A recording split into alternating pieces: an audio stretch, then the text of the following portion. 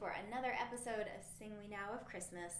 Today we are going to talk about the beloved and very famous Christmas carol, Deck the Halls. Let's start with the tune. So the tune of this song is Welsh, and like many of these tunes in the Christmas carols, it takes a rather circuitous route before it becomes ensconced in the carol that we know and love today.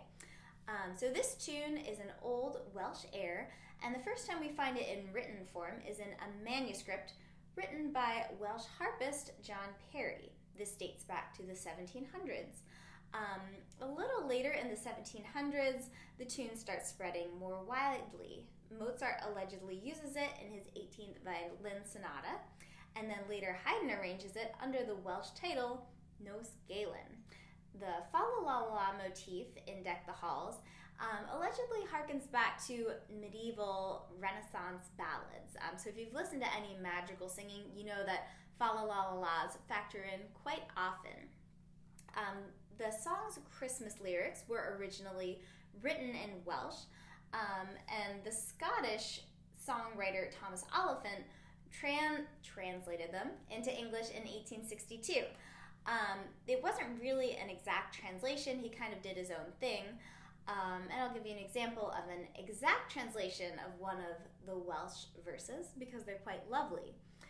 So one of our Welsh verses reads, "The best pleasure on New Year's Eve is house and fire and a pleasant family, a pure heart and brown ale, a gentle song and the voice of the harp." So some of those motifs made it into our Deck the Halls.